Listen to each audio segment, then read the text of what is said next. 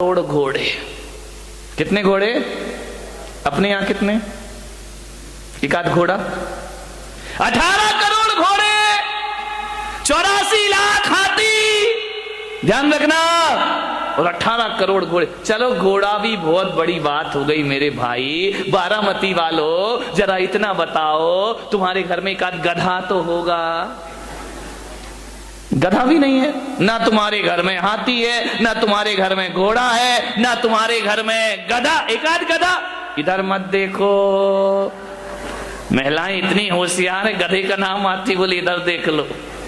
विचार करिए, 84 लाख हाथी, 18 करोड़ घोड़े, तुम्हारे घर में एक गधा भी नहीं है मेरे भाई। गधा रखने की हैसियत नहीं है तुम्हारी, और अकड़ इतनी है कि शायद चक्रवर्ती के बाप से भी ज्यादा अपने आप को समझ। क्या औकात है चक्रवर्ती के? चपरासी की भी हैसियत अपनी। मालूम है चक्रवर्ती भरत के घर में 365 रसोई है।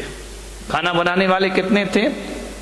365। तुम्हारे घर में काम वाली कितनी है? एक है, वो भी इसकी 2 महीने से तनख्वाह नहीं थी, वो भागने के चक्कर में। ध्यान रखिए, विचार करिए, 365 रसोई है। वो कहते हैं कि चक्रवर्ती अपनी जिंदगी में एक बार जिस थाली में भोजन कर ले, दोबारा वो थाली उसकी टेबल पर नहीं आती है। ध्यान रखना, सोने चांदी के बर्तनों में भोजन करने वाला चक्रवर्ती मान्यवर कुछ नहीं है अपने पास। अकड़ अकड़ के मत घूमो। क्या हैसियत है हमारी, क्या औकात है हमारी? जब अहंकार आए, मान कसाए आए, तो चक्रवर्ती को याद करना, सारा मान मिट्टी में मिल जाएगा मेरे भाई, और मार्दव धर्म तुम्हारे जीवन में प्रारंभ हो जाएगा। आज उत्तम मार्दव धर्म है, होना चाहिए, बहुत होगा तुम्हारे पास, मैं विरोध नहीं करूंगा, लेकिन जो भी है उस पे अकड़िए मत। झुक कर मिलिए, हाथ जोड़कर मिलिए, व्यवहार अच्छा रखिए, विनम्रता से मिलिए। एक बात याद रखना, तुम महंगी कार में बैठकर जैन भवन तो आ सकते हो, महावीर भवन, लेकिन एक बात याद रखना, अहंकार की कार में बैठकर मोक्ष की यात्रा नहीं हुआ करती है। मोक्ष की यात्रा यदि करना है तो अहंकार की कार से उतरना पड़ेगा।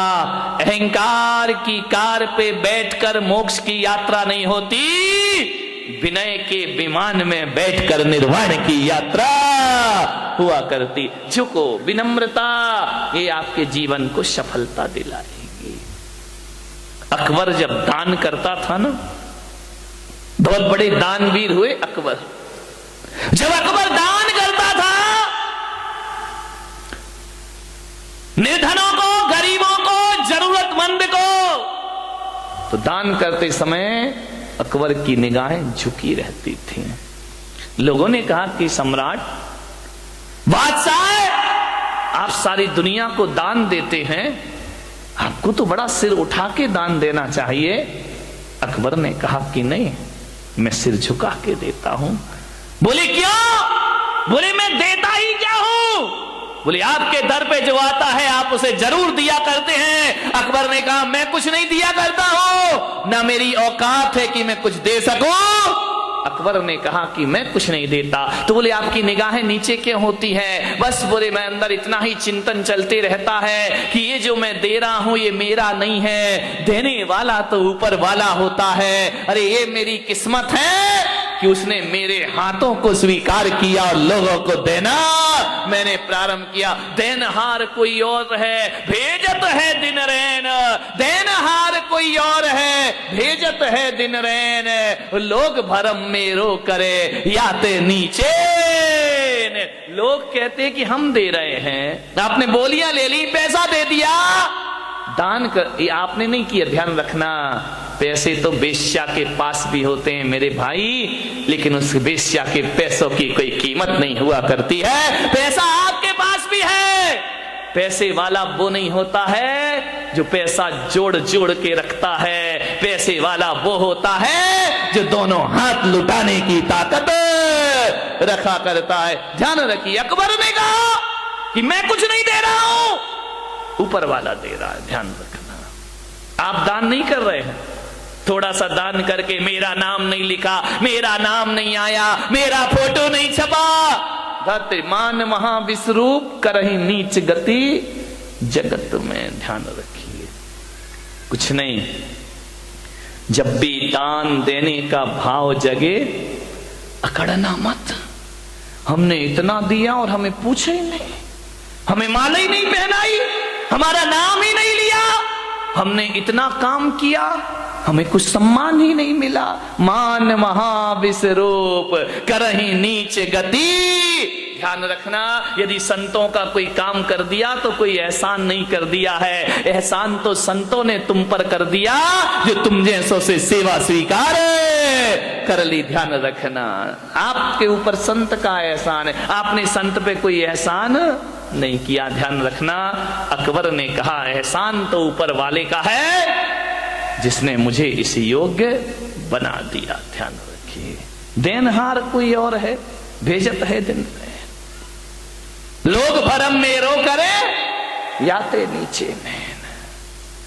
मेरे भाई, माधव धर्म कहता है किसी का परोपकार करो तो इस हाथ से करो और उस हाथ को पता नहीं चलना चाहिए। ध्यान रखना, खबर ही नहीं होना चाहिए। वह माधव धर्म। 1000 रुपए का, 500 रुपए का पंखा क्या दे देते हो, हर पंखुड़ी पे नाम, फलाने सेठ की स्मृति में, उनके पुत्र, उनके पौत्र। कमाल हो गया।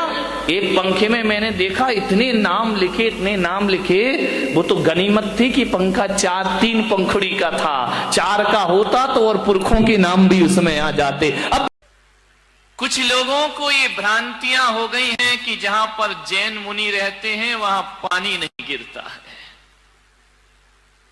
मैं उनसे कहता हूं यदि आंखें हो तो देखें इंदौर में क्या हो रहा है, पानी ही पानी हो रहा है। और ना जाने मेरे साथ ऐसा क्यों होता है। मैंने जयपुर चातुर्मास किया, 6 साल से वहां पानी नहीं गिरा था। और जिस दिन हमारे कलश की स्थापना हुई वहां झमाझम बरसात हो जाया करती है। यहाँ पर हमारे वो लोग भी बैठे हैं जो हर चातुर्मास में जाते हैं। नागपुर में स्थापना हुई, झमाझम बरसात हुई, ग्वालियर भीगा, आगरा भीगा, मुंबई के भीगने की तो बात ही मत करो। सूरत में पानी, उदयपुर पानी, बांसवाड़ा पानी। और कहते हैं कि इंदौर में पानी नहीं था, इस बार पानी ही पानी हो गया। लोग भ्रांतियां पाल लेते हैं। ये बहुत गलत धारणा पूरे देश में व्याप्त है, कुछ लोगों में, गांव के लोगों में, कि जैन मुनि जाए वहां पानी नहीं गिरता है। आज तो इतना गिर रहा है भाई कि लोग प्रवचन में नहीं आ पा रहे हैं। ध्यान रखिए। मैंने कहा था ना इंदौर वालों, दशहरा मैदान में जो प्रवचन होंगे, ऊपर से ऊपर वाला बरसेगा और नीचे से मैं बरसूंगा। आप ऊपर से भी भीगेंगे और अंदर से भी भीग जाएंगे। ध्यान रखिए, हरियाली ही हरियाली।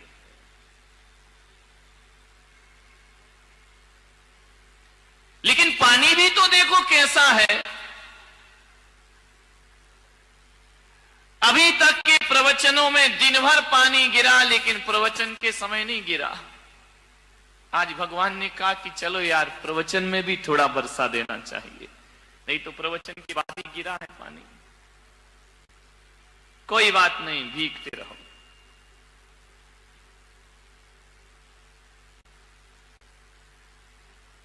आज थोड़ी सी तुम्हारे परिवारों की बात कर लेता हूं। तुम्हारे घर की बात कर लेता हूं।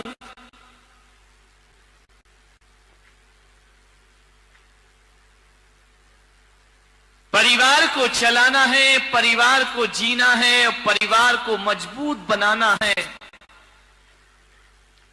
प्रत्येक सदस्य का यह कर्तव्य होता है कि वह यह संकल्प कर ले कि किसी भी परिस्थिति आ जाए हम अपने परिवार को कभी टूटने नहीं देंगे। ध्यान रखना, पहले के लोग ये सोचा करते थे कि हमारा परिवार कैसे एकजुट रहे, कैसे बंधा रहे, और आज के सोचते हैं ये परिवार कैसे टूट जाए। ध्यान रखना, एक रखो परिवार।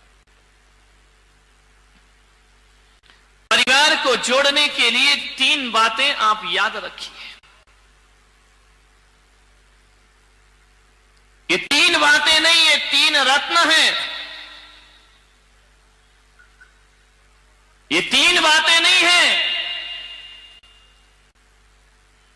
ये तीनों लोक की संपदा है। इन्हें केवल 3 बातें समझ के मत छोड़ देना, ये तुम्हारी 3 पीढ़ियों को सुधार देंगे। ध्यान रखना, 3 बातें आपको याद रखना है, और उन 3 बातों से तुम्हारा परिवार चलता है, तुम्हारा घर चलता है, तुम्हारा व्यवहार चलता है, तुम्हारा जीवन चलता है। मात्र 3 बातें याद रखो। 3 का बड़ा महत्व है मेरे भाई। यदि स्टेशन पर तीसरी घंटी बज जाए तो ट्रेन आ जाती है। ट्रेन का जो लोग इंतजार करते हैं, पहली घंटी, दूसरी घंटी, तीसरी बजी की ट्रेन आ गई। 3 का बड़ा महत्व है। विद्यार्थी स्कूल में परीक्षा देने जाते हैं, 3 घंटे बजते पेपर छीन लिए जाते हैं, क्योंकि 3 घंटे बज गए। 3 घंटी यदि बज जाए, 3 का बड़ा महत्व है। मोक्ष मार्ग में भी 3 का महत्व है। सम्यक दर्शन, सम्यक ज्ञान और सम्यक चारित्र्य जिसे मिल जाए उसे मुक्ति हो जाया करती है। और तुम्हारे रसोई घर में जाके देखो तो प्रेशर कुकर की 3 सीटी बज जाए तो भोजन पक जाया करता है, फिर और 4थी सीटी का इंतजार नहीं हुआ करता है। और जिंदगी को देखो तो बचपन, जवानी और बुढ़ापा, यहां भी 3 है, और 3 ही रोग लगे हैं। महावीर कहते हैं तुम्हारी जीवन में जन्म, जरा और मृत्यु। पूजा में पहले यही सोच के तो जल चढ़ाते हो ना कि जन्म का नाश हो जाए, जरा का नाश हो जाए और मृत्यु का ना। और जिस दुनिया में तुम रहते हो उसमें भी 3 लोक हैं, ऊर्ध्वलोक, मध्यलोक और पाताल लोक। एक पाताल लोक है, एक नरक लोक है, मनुष्य लोक है और स्वर्ग लोक। ये 3 ध्यान रखना, 3 हर जगह महत्वपूर्ण होते हैं। वैदिक परंपरा कहती है ब्रह्मा, विष्णु, महेश 3, और जैन परंपरा कहती है कि जासो पूजो परम पद देव शास्त्र गुरु 3। 3 का ही महत्व, जहां जाओ वहां 3 है। और ये मत सोचना कि 3 तिगाड़ा काम बिगाड़ा। 3 से काम बन भी जाता है और 3 से काम बिगड़ भी जाया करता है। 3 का बड़ा महत्व होता है। 3 से ही हमारी दुनिया चलती है। 3 से, और कहते ना 1 बार माफ करो ठीक है, 2 बार माफ करो ठीक, तीसरी बार कोई माफ नहीं करता। ध्यान रखना, सोचना है आपको, 3 का बड़ा महत्व है। और जिस घर में 3 बहुएं हो, समझ गए ना,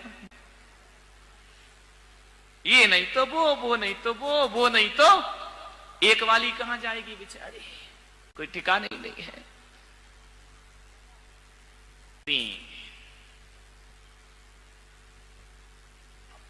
3 बातें याद रखिए परिवार को संगठित करने के लिए। 3 बातें यदि स्मरण में रहे, उन्हें केवल बात समझ के मत छोड़ना। 3 बातें। अदालत में जज साहब कितने हथौड़े मारते जब माहौल बिगड़ने, 1 2 3। ध्यान रखना, 3 के बाद फिर कुछ नहीं।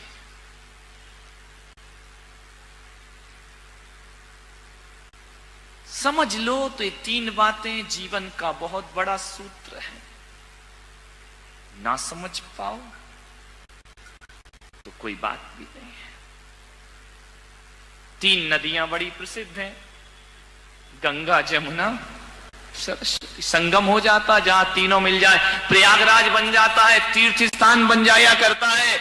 इसलिए 3 ही दे रहा हूं उसे, चाहे गंगा समझो, चाहे जमुना समझो, तुम्हारी मर्जी है। सरस्वती समझो, तुम्हारी मर्जी है। अरे सम्यक दर्शन समझो तो तुम्हारी मर्जी है। सम्यक ज्ञान, सम्यक चारित्र समझो तो तुम्हारी मर्जी है। और जीवन में 3 का ही महत्व होता है। एक माँ का महत्व होता है, एक महात्मा का महत्व होता है। ध्यान रखिए, मैं पुलक सागर कहता हूं, यदि तुम मुझे सच्चा गुरु मानते हो तो पेन बना के मुझे जेब में मत डालो मेरे भाई, ध्यान रखना। अपनी जेब में बंद करने के लिए गुरु बनाया है क्या? मैंने कहा एक बात ध्यान रख, अरे दीवारों पे तस्वीर लगाए वो सच्चा भक्त नहीं होता, दिलों में तस्वीर बसा ले वो सच्चा भक्त हुआ करता है, जो दिलों में बसा के रखता है। ध्यान रखें, धड़कनों में बसा के रखता है। इनमें क्या होगा? फोटो पेन में कुछ नहीं होता है, सब बेकार की चीज। मान्य मान महा विश्वरूप करहि नीच गति जगत में। अहंकार से बचो। अहंकार बड़ा मीठा है। एक शराब वो होती है जो मुंह से पी जाती है, और एक शराब वो होती है जो कान से पी जाती है। ध्यान रखना, मुंह से पी शराब तो चढ़ के रात सुबह उतर जाती है, लेकिन जो शराब कानों से पी जाती है उसका नशा जिंदगी भर भी उतरने वाला नहीं है। कान से प्रशंसा, अहंकार, प्रशंसा ऐसी शराब है जो कानों से पी जाती है। ध्यान रखना, ज्यादा प्रशंसा के भूखे मत बनो कि मुझे प्रशंसा नहीं मिली, मुझे प्रशंसा नहीं मिली। अरे गुलाब को कोई गुलाब ना कहे तो क्या उसकी खुशबू में कोई फर्क पड़ा करता है? ध्यान रखिए, जरूरी थोड़ी है कि गुलाब को गुलाब कहो तभी वो महकेगा, जरूरी थोड़ी है हीरा को हीरा कहो तभी उसकी चमक दिखाई देगी। अरे गुलाब को गुलाब ना कहो तो भी महकता है, और हीरे को हीरा ना कहो तो भी हीरा चमकता है। ध्यान रहे, किस प्रशंसा की बात करते हैं? प्रशंसा का भूखा आदमी, प्रशंसा के दो शब्द, सबसे ज्यादा प्रशंसा की भूखी ये महिलाएं, नहीं यहां वाली नहीं, बंबई वाली, तुम्हारी तो मैं आगे जाके करूंगा। इतनी भूखी, चार शब्द अच्छे बोल दो, 1000 काम करा लो इनसे। ध्यान रखिए, प्रशंसा के भूखे मत बनो। ध्यान रखना, बड़े बड़ाई ना करें, बड़े ना बोलें बोल, और हीरा मुख से ना कहे कि लाख हमारा मोल। अपनी कीमत हीरा थोड़ी बताता है, पब्लिक बताती है कि हीरे की कीमत क्या हुआ करती। खुद की प्रशंसा खुद ही करते रहो, करते रहो, करते रहो। मान महा विश्वरूप करहि नीच गति जगत में। खुद की प्रशंसा में एक बार क्या हुआ, यमराज धरती पर आए और यमराज ने कहा अपने यमदूतों से कि जाओ, उस मूर्तिकार का समय हो गया, उसे लेकर के आइए। यमदूत आए, मूर्तिकार बड़ा होशियार था, बड़ा बुद्धिमान था, ऐसी मूर्तियां बनाता था, ऐसी मूर्ति कि मूर्ति को देख के आप कह नहीं सकते थे कि असली है या नकली है। एक बार उस मूर्तिकार ने सोचा कि यार दुनिया से मुझे भी जाना पड़ेगा, एक दिन नंबर आएगा। किसी वकील ने सलाह दे दी कि एक काम कर, तुझे यदि यमराज यमदूत लेने आए तो थोड़ा सा धोखा दे देना, मौत को धोखा। बोले हाँ। तो यमराज मालूम है मूर्तिकार ने क्या किया, वकील की सलाह पर अपने जैसे 7 पुतले बना लिए, और एक दिन जब यमदूत लेने आए तो 8वीं जगह खुद जाके खड़ा हो गया। यमदूत ने देखा कि यार इसमें कौन है मूर्तिकार, ये 8 के 8 तो एक से लग रहे हैं, एक सी डिजाइन, एक सा कलर, एक सा रंग, एक सा रूप। यमदूत ने थोड़ी देर देखा, लौट गए। मूर्तिकार बड़ा खुश हुआ कि यार आज मैंने यमदूत को धोखा। जैसे ही यमदूत यमलोक वापस लौटे, यमराज ने कहा क्यों रे खाली हाथ आया? बोलिए तूने मेरा धंधा बिगाड़ दिया, जो भी जाता है खाली हाथ लौट के। बोले यमराज बहुत दिक्कत हो गई। यमदूतों ने कहा, यमराज ने कहा क्या दिक्कत हो गई? अरे बोले किसको लेके आए, किसका नंबर है? अरे बोले तुम्हें अकल नहीं है, सबके नंबर फिक्स हैं, जिसका है उसे उठा लाओ।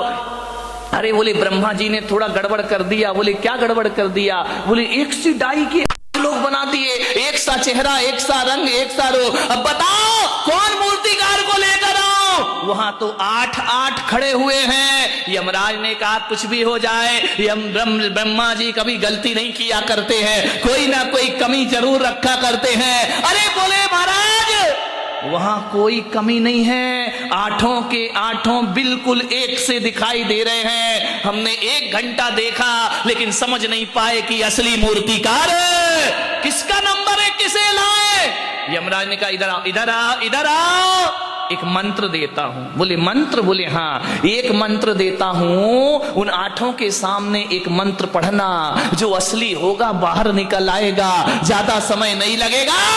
इंसान कितनी भी चालाकी कर ले, हमसे ज्यादा चालाक नहीं। यमदूत फिर आए, मूर्तिकार को पता चला कि फिर कोई लेने आ रहा है, फिर जाके मूर्ति के बाजू में खड़ा हो गया। यमदूतों ने कहा वाह क्या ब्रह्मा जी तुम्हारी कला है, गजब हो गया। 1 से 8 आदमी, कितना सुंदर ये पुतले बने हुए हैं, कितने सुंदर लोग खड़े हैं। वाह रे भगवान, क्या तेरा चमत्कार है। अरे जी 8 इतने सुंदर हैं, कौन होगा वो महानुभाव जिसने इन्हें बनाया है, वो कितना सुंदर होगा। तेरी प्रतिमा इतनी सुंदर, तू कितना, हम तो उसे देखना चाहते हैं कि कौन ऐसा पुरुष है जो एक साथ एक से इतने सुंदर रूप बना दिए हैं। इतना कह ही रहे थे यमदूत कि एक मूर्ति में से आवाज आई, ये पुतले मैंने बनाए हैं। बस यमदूतों ने कहा चलो हमारा फैसला हो गया। बोले बस आओ गया तुम्हारा नंबर, खत्म खेल। उसने कहा कि ये कैसे, मुझे क्यों पकड़ रहे हो। बोले बस हम यही तो पता करना चाह रहे थे कि इसमें असली कौन है और नकली। हे मूर्तिकार, तू सब कुछ भुला दिया, तूने अहंकार नहीं भुला पाया, और तेरे मुंह से निकल आया कि ये पुतले मैंने, बकरी जो मैं करे अपनी खाल खिंचाए, और मैं ना जो मैं ना कहे दूध भात नित खाए। ध्यान रखिए, विचार करिए, मैं नहीं छोड़ पाया मूर्तिकार। आदमी यदि मौत की गिरफ्त में आता है, मैं के कारण आता है। ध्यान रखिए, मृत्यु का मतलब ये नहीं होता कि शरीर छूट गया तो हम मर गए।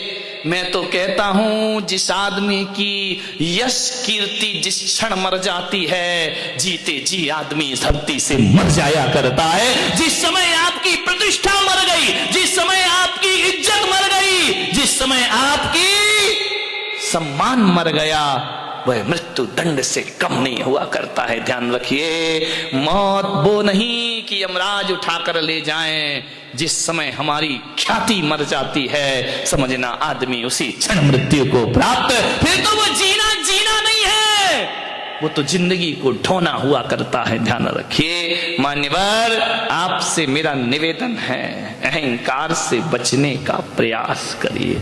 कुछ बच्चे खेल रहे थे, मैं छत पे खड़ा था, कुछ बच्चे खेल रहे थे, फुटबॉल खेल रहे थे।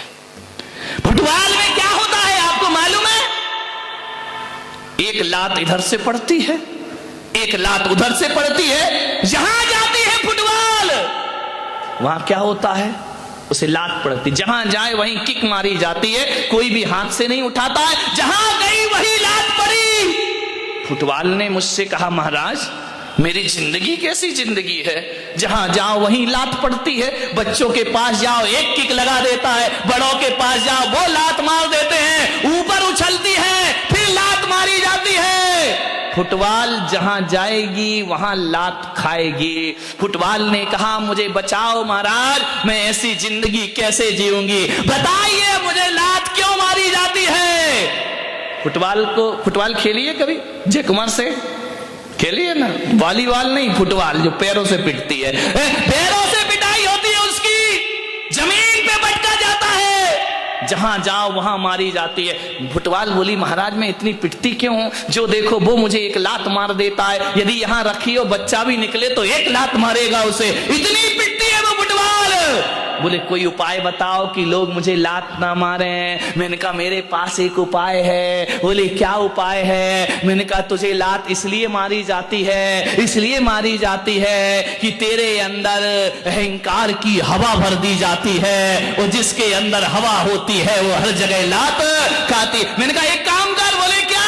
मैंने कहा हवा निकाल दे। फुटबॉल ने कहा हवा निकाल दो? मैंने कहा हाँ, यदि हवा निकाल देगी कोई भी तुझे लात मारने को तैयार है। जब तक हवा भरी है तब तक ही लात पड़ेगी। हवा निकली, ए इंसान, बात फुटबॉल की नहीं, बात तो हमारी जिंदगी की है। जब तक अहंकार की हवा भरी है, घर में भी लात पड़ेगी, समाज में भी लात पड़ेगी। जहां चला जाएगा अहंकारी व्यक्ति, वहां उसे लात पड़ने के अलावा कुछ होने वाला। लोग कहते मेरा अपमान हो गया। धत तेरे की, सम्मान की हवा भरेगा तो अपमान तो होगा ही होगा, ध्यान रखिए। अरे सम्मान की हवा निकाल दे, अपमान होना अपने आप बंद। बताओ जिस फुटबॉल की हवा निकल गई उसे कोई लात मारता है? बोलिए लात मारते हैं क्या? जिसे लात पड़ रही थी जब हवा भरी थी, हवा निकल जाए तो लोग लात से नहीं, उस निकली हुई हवा की फुटबॉल को आदमी हाथ में उठा लिया करता है। ध्यान रखिए, जो व्यक्ति अहंकार छोड़ देता है, इंसान तो क्या भगवान उसे हाथों पे उठा लिया करते हैं। आज मार्दव धर्म है, मार्दव धर्म यही कह रहा है अकड़ो मत। एक बार क्या हुआ, रोटी और जिसपे वो करते हो क्या होता है, बेलन से तो यूं होती है, उसके नीचे चकला, चकला ही बेलना धार, चकला समझ गए? चकला बेलन, बेलन तो ज्यादा समझते होंगे, उपयोग जल्दी होता है। एक महिला से बाजू वाली की महिला बेलन मांगने आई। बोले बेलन देना बहन, अपना बेलन दे दे। उसने कहा क्यों?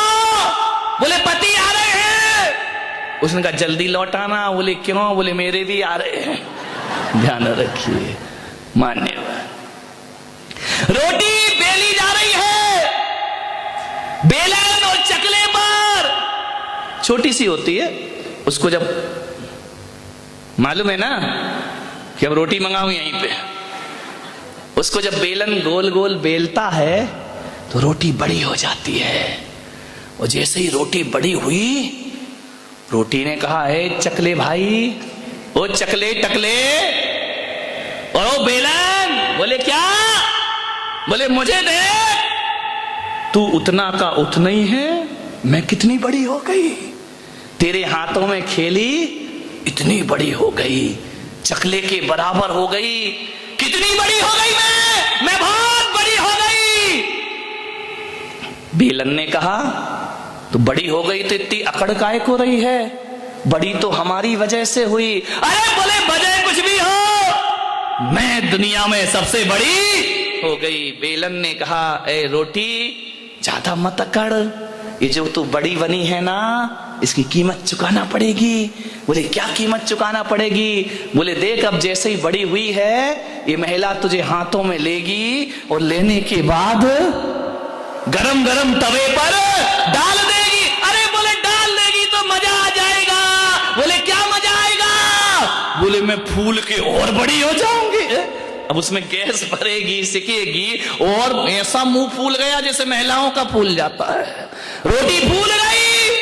बोले ज्यादा मत अकड़, तेरी जैसी कई रोटियां मैंने देखी, असंख्यात रोटी मेरे जीवन में आई। बोले क्या हुआ?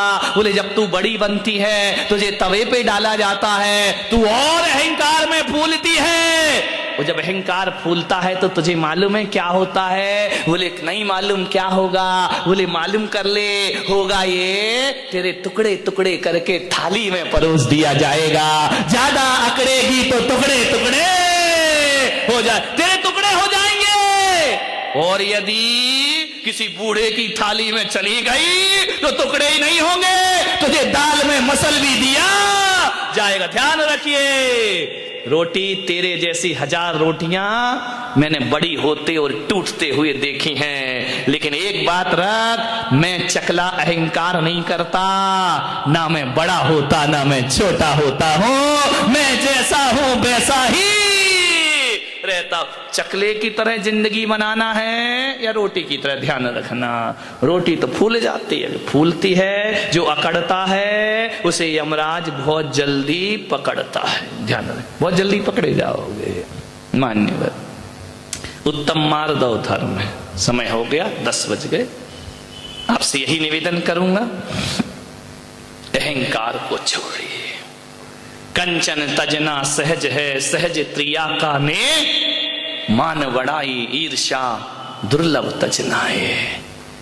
धन छोड़ना आसान है, स्त्रियों का त्याग करना आसान है, कपड़े छोड़ना आसान है। ध्यान रखना, बड़े बड़े साधु संत भी सब कुछ छोड़ देते हैं, अहंकार नहीं छोड़ पाते हैं। ध्यान रखना, मान बड़ाई ईर्षा दुर्लभ तजना, सबसे दुर्लभ है अहंकार को छोड़ना। ध्यान रखिए, महावीर भगवान कहते हैं कि तन की तपस्या तपस्या नहीं होती, तपस्या तो मन से होना चाहिए।